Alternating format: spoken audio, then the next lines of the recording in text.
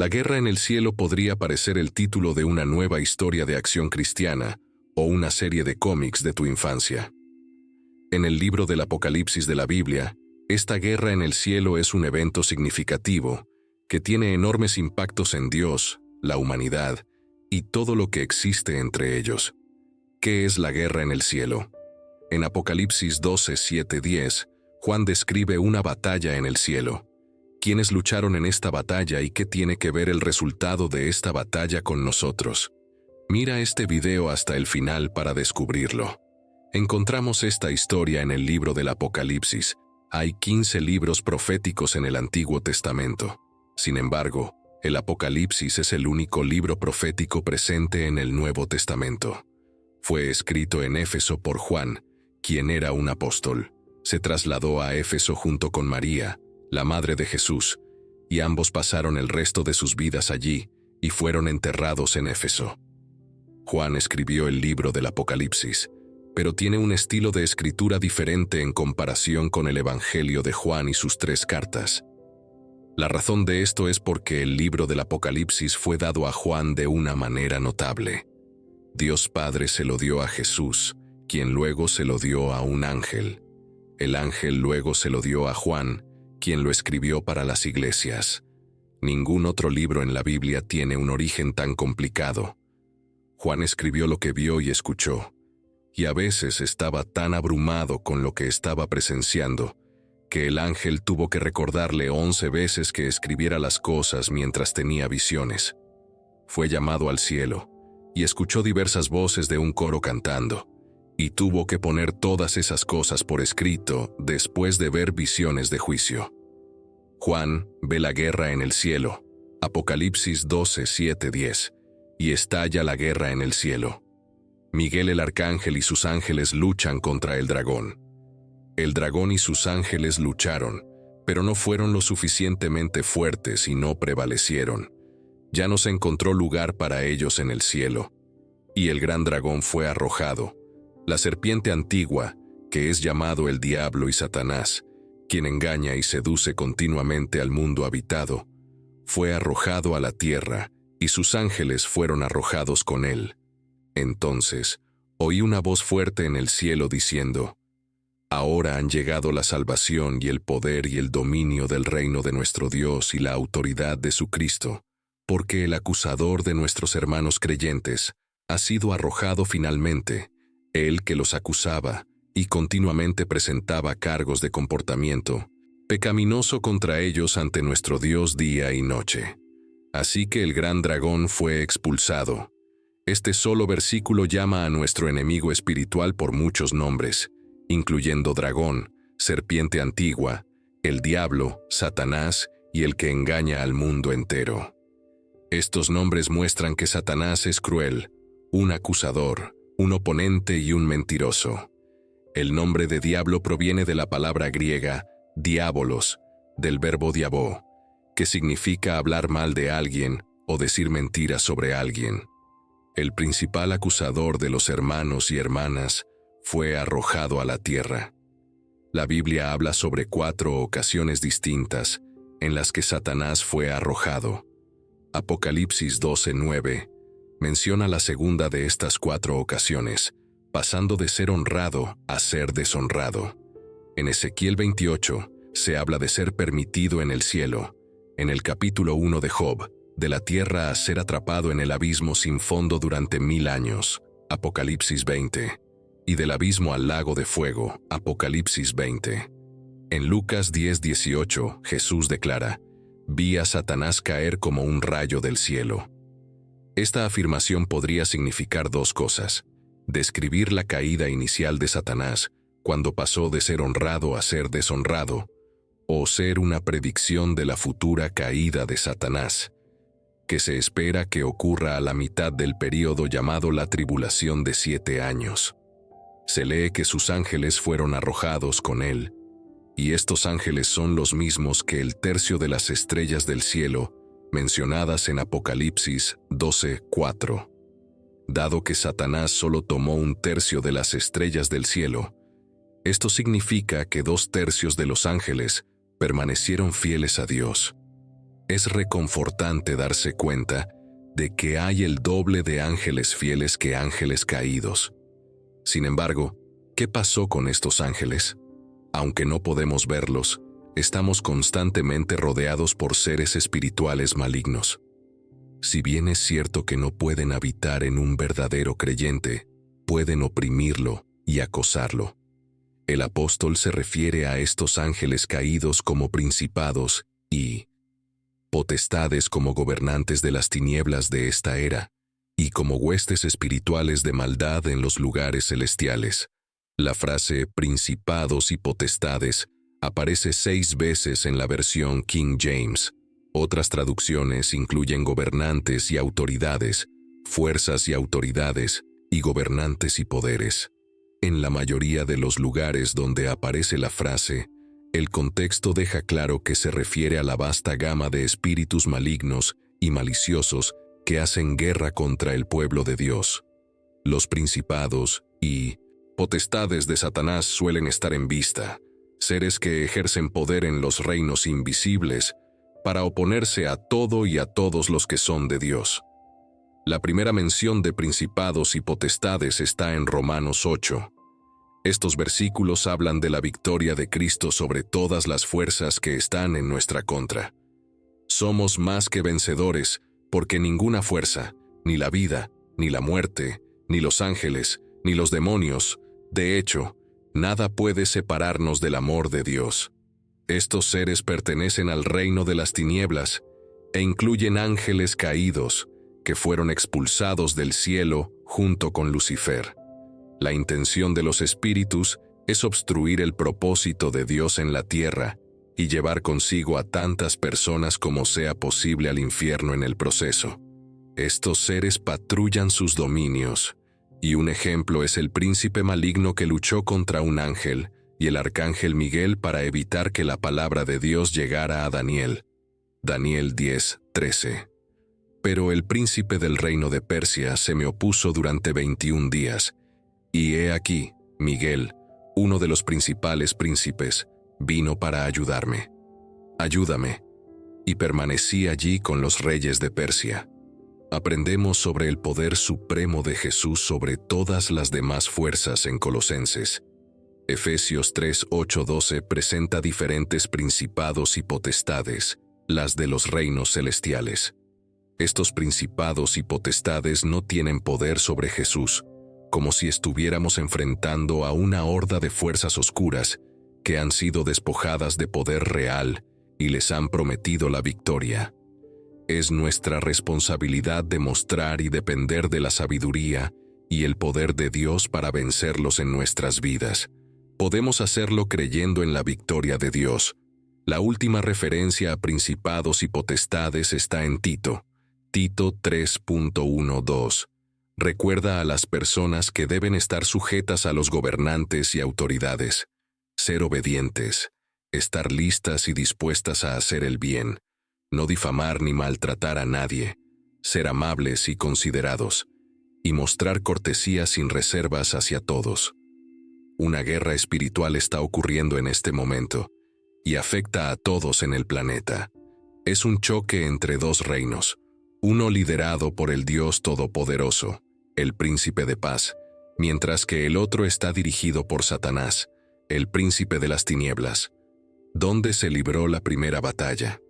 ¿Cuánto durará la batalla y quién ganará la guerra de todas las guerras? Esta guerra comenzó antes de Génesis 1:1, en lo que los estudiosos bíblicos llaman el pasado eterno. En ese momento, solo había un reino, bajo el mando de la Trinidad Divina, Dios el Padre, Dios el Hijo y Dios el Espíritu Santo. ¿Qué desencadenó esta guerra? Sabemos que Satanás fue expulsado del tercer cielo debido a su orgullo rebelde. La fuerza impulsora detrás de esta batalla épica es la misma que en cualquier guerra: una lucha por el poder, un enfrentamiento por obtener lo que legítimamente pertenece a otro, y la única forma de lograr este objetivo es tomar el poder por la fuerza. La guerra estalló en el cielo después de ser expulsado del tercer cielo. Satanás y sus seguidores se prometieron permanecer juntos y crearon el reino rebelde. Este reino aún existe hoy y seguirá existiendo hasta que el poderoso poder de Dios lo destruya. En el jardín del Edén, Satanás lanzó su primer ataque contra el dominio de Dios en la tierra. Aunque las batallas continuarían, la cruz de Cristo terminaría siendo el campo de batalla final, donde el destino de Satanás y el destino de su reino de ángeles caídos serían decididos para siempre. No hubo espacio para negociaciones. El pecado debía ser tratado para siempre. Dios envió a Adán y Eva lejos del jardín del Edén, consciente de que la feroz y brutal batalla del maligno causaría mucha destrucción, dañando a toda la humanidad y dejando a muchos completamente arruinados. Comprender a tu enemigo te ayuda a vencerlo. Subestimar a tu oponente es arriesgado. Es como aliarse con el enemigo, preparándote para perder. Como resultado, cada invasión militar estratégica está precedida por una extensa recopilación de inteligencia, un análisis profundo del adversario. Se han trazado todas las posiciones en el campo de batalla. Se han identificado todos los puntos de referencia. Psicológicamente, los perfiles de los generales opuestos se utilizan para predecir cómo reaccionarán bajo el estrés de la guerra. Ninguna área está exenta de escrutinio. Pablo nos advirtió que mantuviéramos nuestro objetivo principal en mente para que pudiéramos resistir a los ataques del diablo y no volvernos unos contra otros. Él enfatizó que nuestro adversario no es carne y sangre, sino los secuaces del maligno. El diablo es un león rugiente, decidido a devorar a su presa, y a sus demonios se les han dado órdenes explícitas de buscar y destruir a aquellos que se niegan a someterse a él, así como de encarcelar a aquellos que lo hacen. Cuando los creyentes son liberados, son transformados por el poder del Espíritu de Dios, una transformación sobrenatural que Satanás no puede imitar. En Apocalipsis 12:11 dice que lo vencieron por medio de la sangre del Cordero y por la palabra del testimonio que dieron. No amaron tanto sus vidas como para evitar la muerte. Así es como vencemos a Satanás, cuando testificamos personalmente lo que la palabra de Dios dice sobre la sangre de Jesús y lo que hace por nosotros. Nuestro testimonio lo hace personal y toma la verdad universal de las Escrituras, aplicándola personalmente a nuestras vidas. La sangre de Cristo es poderosa y tiene varios beneficios para los creyentes. El arcángel Miguel es mencionado como el único arcángel en la Biblia. Judas, versículo 9. La palabra arc en arcángel significa líder, figura principal o ángel fuerte. Por lo tanto, Miguel se ha convertido en el ángel principal de todos, y es conocido como el primer príncipe del cielo, según en el libro de Judas 1:9. Sin embargo, Miguel el arcángel, cuando contendía con el diablo, disputaba acerca del cuerpo de Moisés, no se atrevió a pronunciar juicio de maldición contra él, sino que dijo: «El Señor te reprenda». El nombre del arcángel es Miguel. Su nombre plantea una pregunta: ¿quién es como Dios? Muchos padres, tanto judíos como no judíos, eligen el nombre Miguel para sus hijos sin saber lo que realmente significa. Es una lástima. Sería genial si cada vez que las personas escucharan el nombre, les hiciera pensar en Dios. Como aprenderemos, las personas que vieron ángeles a menudo querían adorar a los ángeles en lugar de a Dios, quien hizo todo. Por lo tanto, tiene mucho sentido que el nombre Miguel el Arcángel nos recuerde que debemos enfocarnos en Dios, quien es todopoderoso y debe estar solo. Esto se debe a que la Biblia solo habla del arcángel como una figura única, no como parte de un grupo. En el Antiguo Testamento, Miguel está principalmente relacionado con la nación de Israel.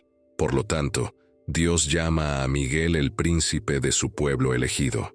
De alguna manera, actúa como el primer ministro en la administración de Dios del universo y trabaja como el administrador de ángeles de Dios para llevar a cabo el juicio.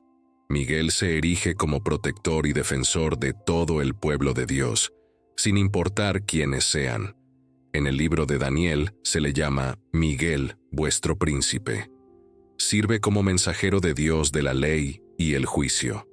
Esta es su tarea cuando aparece en Apocalipsis capítulo 12, 7, 12, liderando el ejército celestial en su batalla contra Satanás, el Gran. En la batalla definitiva de los tiempos, el dragón y todos sus demonios se enfrentarán en la guerra más significativa del universo, donde Miguel y sus ángeles participarán, señalando la derrota de Satanás y la caída de las fuerzas de la oscuridad. A medida que la batalla se acerca, la Biblia nos dice que Miguel será victorioso. El infierno temblará, y el cielo celebrará y se regocijará cuando Jesús regrese por segunda vez. Miguel el arcángel gritará al llegar con él, anunciando la increíble y alegre noticia de que Jesucristo ha regresado, y también llevará el mensaje de vida a aquellos que han muerto en Cristo y están esperando su resurrección. Pocas personas aprecian cuán importantes son las influencias angélicas en los asuntos humanos. La lucha continua y amarga entre los ángeles santos dedicados a Dios y los ángeles de la oscuridad alineados con Satanás se revela de manera más poderosa en Daniel. Daniel describe vívidamente la feroz lucha entre las fuerzas angélicas de Dios y los demonios opositores de la oscuridad. En el Antiguo Testamento, había estado en duelo durante 3 semanas cuando el ángel se le apareció. Las fuerzas de la oscuridad serán desbaratadas por Dios. ¿Cómo podría ocurrir este conflicto en el perfecto universo de Dios? Muchas personas se preguntan. El apóstol Pablo lo llama el misterio de la iniquidad. Aunque no se nos ha dado tanta información como quisiéramos, sabemos una cosa: los ángeles que cayeron, lo hicieron porque se habían rebelado contra Dios. Antes de su rebelión, Lucifer, el ángel de la luz, se describe en términos deslumbrantes. En Ezequiel 28, 12, 17. Hijo de hombre, toma un lamento por el rey de Tiro, y dile: así dice el Señor Dios. Tú sellaste Edén, el jardín de Dios. Cada piedra preciosa fue tu cobertura: el sardio, el topacio y el diamante, el berilo, el ónice y el jaspe, el zafiro, el ágata y el carbunclo, y el oro. La obra de tus tambores y tus flautas estuvieron preparadas en ti el día que fuiste creado. Tú eras el querubín ungido que cubre, y estabas en el monte santo de Dios. Caminabas en medio de las piedras de fuego. Eras perfecto en tus caminos desde el día que fuiste creado, hasta que se halló en ti iniquidad. Por la multitud de tus riquezas se llenó tu interior de violencia, y pecaste, por lo que te arrojaré, profanado, del monte de Dios, y te destruiré, oh querubín protector, de en medio de las piedras de fuego. Tu corazón se enalteció a causa de tu hermosura, corrompiste tu sabiduría a causa de tu esplendor. Te arrojaré en tierra, delante de los reyes te pondré para que miren en ti.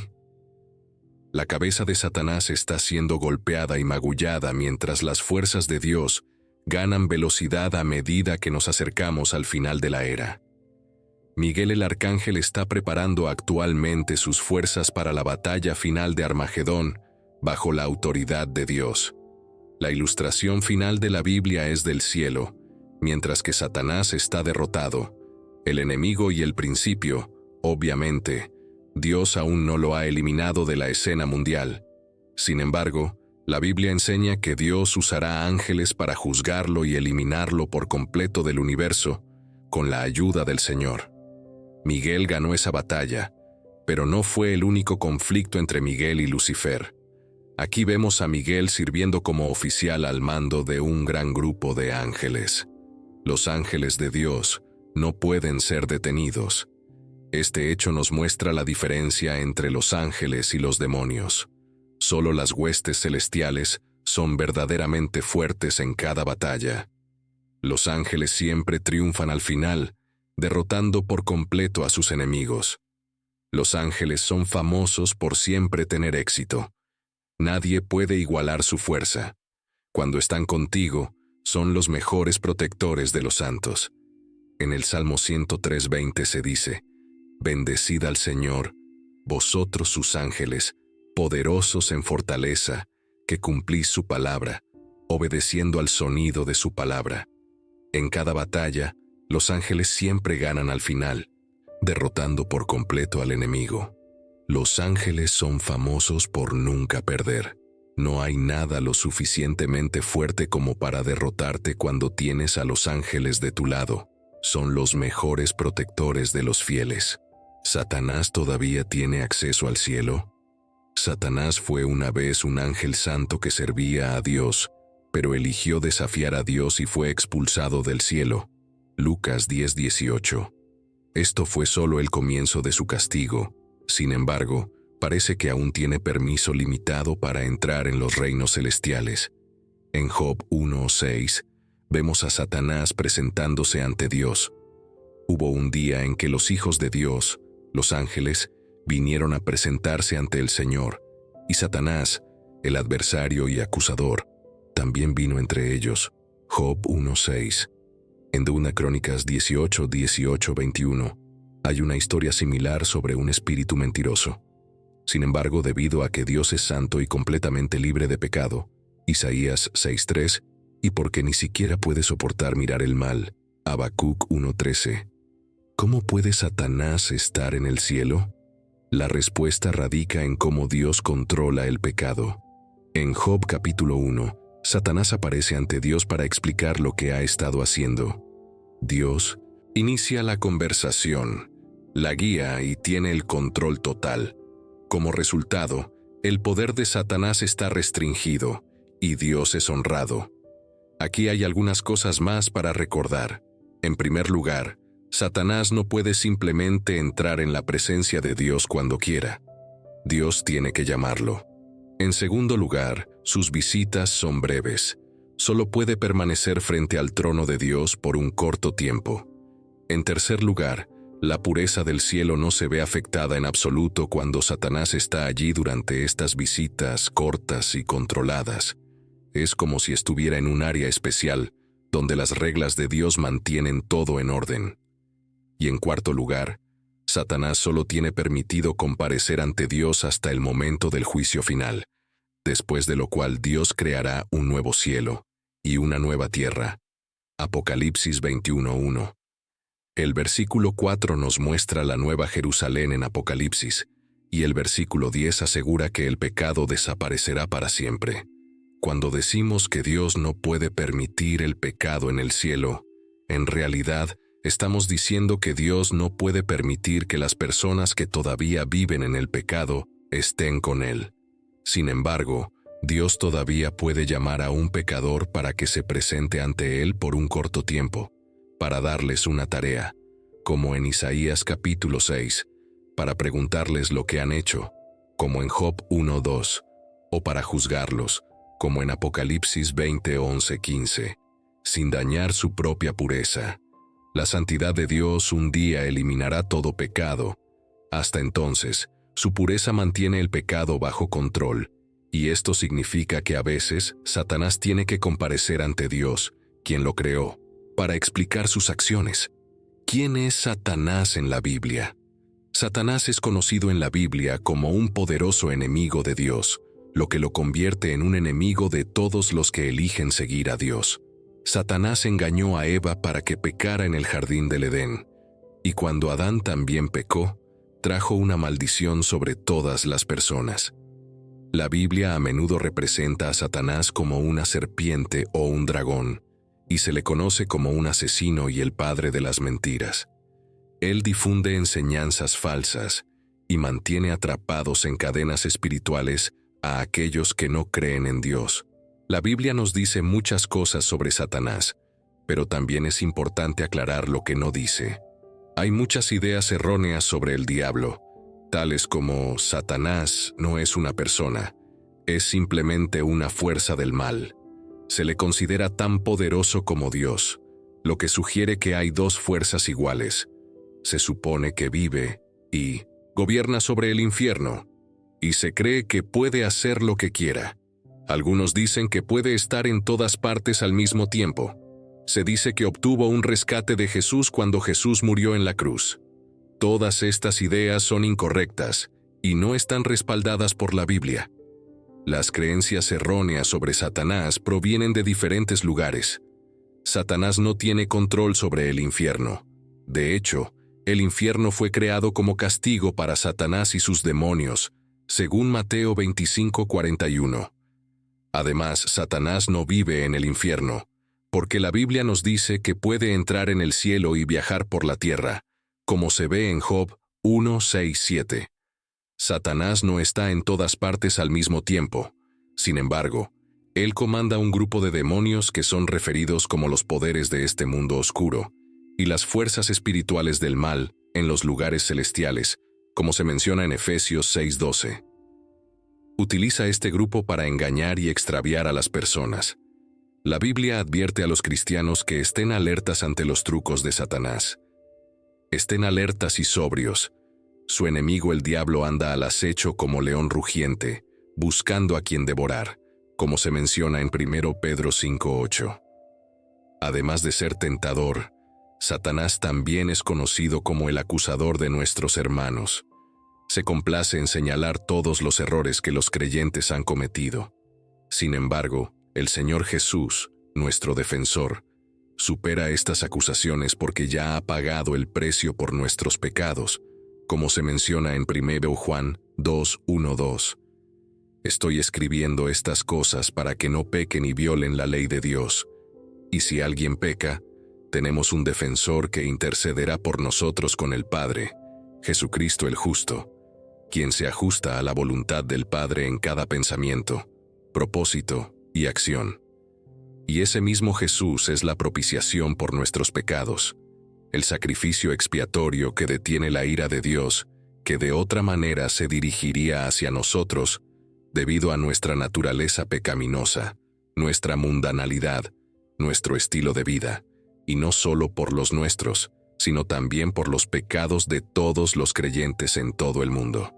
Los cristianos pueden estar seguros de su salvación, porque Jesús ha hecho la obra por nosotros a través de su muerte y resurrección. Efesios 2:8-9 dice que es por la gracia de Dios, su notable compasión y favor que nos atraen a Cristo, que hemos sido salvados, liberados del juicio y dotados de vida eterna mediante la fe. Y esta salvación no proviene de nosotros mismos, no es por nuestro propio esfuerzo, sino que es el regalo inmerecido y gracioso de Dios, no como resultado de nuestras obras ni de nuestros intentos de cumplir la ley, para que nadie pueda presumir o atribuirse de alguna manera su salvación. Satanás es llamado el Dios de esta era en la Biblia, 2 Corintios 4:4. Tiene control sobre el mundo y cómo funciona, Juan 12:31, 1 Juan 5:19. Sin embargo, su poder no durará para siempre. En el tiempo de la tribulación, el diablo engañará a muchas personas y dará lugar al anticristo, quien gobernará durante 7. ¿Cuánto poder tiene Satanás? Satanás tiene mucho poder tanto en el cielo como en la tierra, y debemos tomarlo en serio. Sin embargo, aunque Satanás y sus demonios son enemigos poderosos, Jesucristo derrotó el poder de Satanás tal como se predijo en Génesis 3:15. Jesús ganó la batalla a través de su muerte en la cruz, Juan 12:31. El príncipe de este mundo ahora será expulsado, Juan 16:11. Y algún día Jesús acabará completamente con el poder de Satanás y limpiará toda la creación, 2 Pedro 3:13. El poder de Satanás en el reino celestial y espiritual tiene su reputación, como se menciona en Judas 1:9, donde tiene acceso limitado a la presencia de Dios, Job 1:6. En la tierra, un día Jesús se encontró con una mujer que había sido encorvada por un espíritu maligno durante 18 años, Lucas 13:11. Jesús señaló que Satanás era la razón de su sufrimiento, ya que la había mantenido atada, Lucas 13:16. Aunque el poder de Satanás era fuerte, Jesús lo superó con facilidad. Colocó sus manos sobre ella y de inmediato se enderezó y alabó a Dios. Este milagro mostró a todos que Jesús tenía más poder que Satanás. La Biblia nos dice que todo el mundo está bajo el control del maligno, 1 Juan 5:19. Y necesitamos ser sobrios y estar alerta, ya que vuestro adversario el diablo, como león rugiente, anda alrededor buscando a quien devorar. 1 Pedro 5:8. Sin embargo, los cristianos llevan una esperanza poderosa porque Jesucristo ha vencido al mundo. Juan 16:33, y nuestra fe en Él nos fortalece. 1 Juan 5:4 nos dice que hemos derrotado la maldad de Satanás. El que está en vosotros es mayor que el que está en el mundo. 1 Juan 4:4. Aquí hay 5 hechos que Jesús compartió sobre Satanás y que muchos no conocen. En primer lugar, es un mentiroso y el padre de las mentiras. Juan 8:44. Jesús enseñó que hay 7 comportamientos que él considera una abominación: la altivez, la mentira, el asesinato, la trama de maldad, la ansiedad por hacer lo malo, ser un falso testigo y sembrar discordia entre los hermanos. Satanás es el padre de las mentiras, ya que es el mentiroso original. Le dijo la primera mentira a Eva en el jardín del Edén, contradiciendo directamente la palabra de Dios al decirle que no moriría. Génesis 3:4. Por el contrario, Jesús es la verdad y nunca nos engañará. Afortunadamente, Jesús también es el Salvador, y su muerte y resurrección nos ofrecen la salvación. Para encontrar el perdón de todos los pecados, incluido el pecado de mentir, ven a Jesús con fe y humildad, y descubrirás que conocerás la verdad, y la verdad te hará libre. Juan 8:32. Los estudiosos bíblicos generalmente están de acuerdo en que Lucifer estaba a cargo de orquestar el culto en el cielo. Ezequiel 28:14-16 dice: Yo te había designado como el guardián de los querubines sagrados. Estabas en el monte santo de Dios y caminabas entre las piedras resplandecientes. Fuiste perfecto en todo lo que hiciste desde el día en que fuiste creado, hasta que se descubrió que pecaste. Tu riqueza te llevó a la violencia y pecaste. Entonces, por esa razón, te arrojé del monte sagrado, te eché de tu posición entre las piedras resplandecientes. Detengámonos un momento para examinar una frase fascinante que aparece en este pasaje: riqueza. Algunas traducciones, como la Nueva Versión King James, utilizan el término tráfico, que en hebreo significa ir de arriba a abajo como un portador de rumores, un agitador con un secreto o una agitación oculta. En nuestros días, llamamos a esto hacer campaña o cabildear, y así es como Lucifer alienó la lealtad de los ángeles, yendo de un lado a otro, declarando efectivamente lo bello e inteligente que era, y lo apto que era para ser un mejor gobernante que Dios. Probablemente afirmaría que Dios los menospreciaba, y que uniéndose a él, Lucifer, les daría una posición mucho más alta en su reino de la que tenían en el reino de Dios en ese momento. Esto es lo que conocemos como adulación. La mentira y el asesinato son la forma de actuar de Lucifer.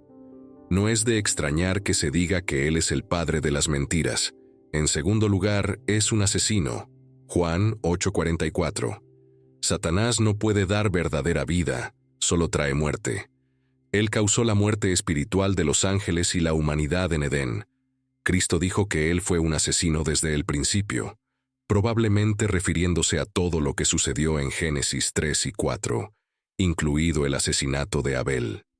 Satanás conserva una gran posición sobre los hombres y los ángeles, pero con su carácter pervertido como mentiroso y asesino, continúa pecando y oponiéndose a Dios. Dios limita su lugar y poder en el universo. En tercer lugar, dijo que lo vio caído del cielo. Lucas 10:18.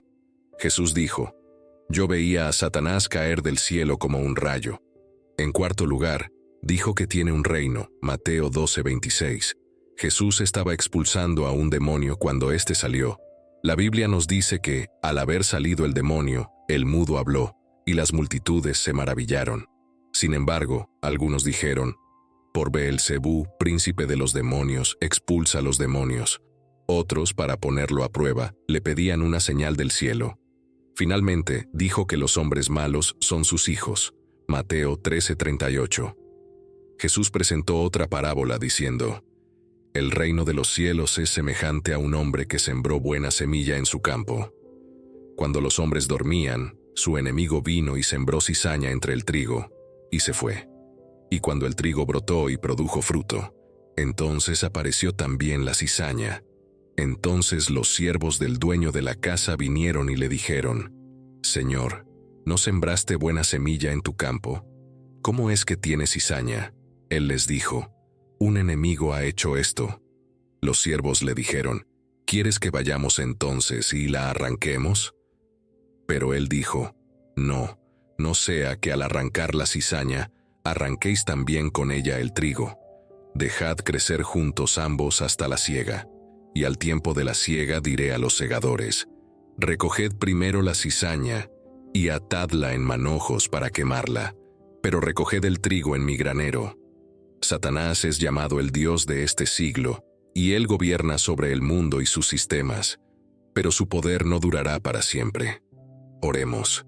Dios todopoderoso y misericordioso, venimos ante ti hoy con corazones humildes buscando entendimiento y sabiduría, mientras nos sumergimos en las páginas sagradas de tu palabra, la Biblia. Reconocemos que tu palabra es una lámpara para nuestros pies y una luz para nuestro camino, guiándonos a través de las complejidades de la vida. Concédenos, oh Señor, la gracia de acercarnos a tu palabra con corazones y mentes abiertos, libres de prejuicios y sesgos. Ayúdanos a dejar de lado nuestro propio entendimiento y a estar receptivos a las verdades que deseas revelarnos a través de tu palabra. Que tu Santo Espíritu, el intérprete último de las Escrituras, ilumine nuestras mentes y aclare el camino. Las páginas ante nosotros, danos el discernimiento para comprender el significado más profundo oculto dentro del texto y la humildad para aceptar tus enseñanzas con fe. Infantil, mientras estudiamos tu palabra, que no busquemos meramente el conocimiento por el conocimiento en sí, sino que seamos transformados por la renovación de nuestras mentes. Ayúdanos a aplicar las verdades que descubrimos a nuestra vida diaria, para que caminemos en obediencia a tu voluntad y experimentemos la vida abundante que has prometido. Concédenos, oh Señor, la capacidad de dividir correctamente la palabra de la verdad, distinguiendo entre el lenguaje literal y figurado, el contexto histórico y los matices culturales. Ayúdanos a interpretar las Escrituras a la luz de las Escrituras, permitiendo que tu palabra sea su propio intérprete. Te presentamos, oh Dios, a aquellos que están luchando por entender tu palabra, ya sean nuevos creyentes, buscadores o santos experimentados que enfrentan dudas y preguntas. Oramos para que los encuentres en sus necesidades, les brindes sabios maestros y mentores que puedan guiarlos en su viaje de fe. Danos, oh Señor, un hambre y sed por tu palabra que supere cualquier deseo terrenal. Que nos deleitemos en meditar en tus preceptos día y noche, encontrando gozo y satisfacción en las profundidades de tu verdad. También oramos por la unidad entre tu pueblo, mientras estudiamos y discutimos tu palabra juntos. Ayúdanos a acercarnos unos a otros con amor y respeto, reconociendo que somos compañeros peregrinos en este viaje de fe. Finalmente, oh Dios, te damos gracias agradecemos por el valioso regalo de tu palabra. Gracias por revelarte a nosotros a través de sus páginas y por la esperanza y el ánimo que trae a nuestras vidas. Que la atesoremos en nuestros corazones y permitamos que nos moldee a la imagen de tu Hijo Jesucristo. En su santo nombre oramos. Amén. El ángel Miguel se opone a él para vigilar cómo el ángel Miguel se opone a Satanás. En conclusión, espero que este video haya sido informativo y edificante para todos ustedes. Aprendimos sobre el papel del arcángel Miguel en la lucha contra Satanás y cómo la palabra de Dios nos guía y nos fortalece en nuestra fe. Ahora los invito a dejar sus comentarios sobre lo que han aprendido en este video. ¿Qué aspecto les pareció más interesante o revelador? No olviden darle like si les gustó el contenido y suscribirse al canal para más videos como este. Gracias por acompañarnos hoy y por su continuo apoyo. Nos vemos en el próximo video.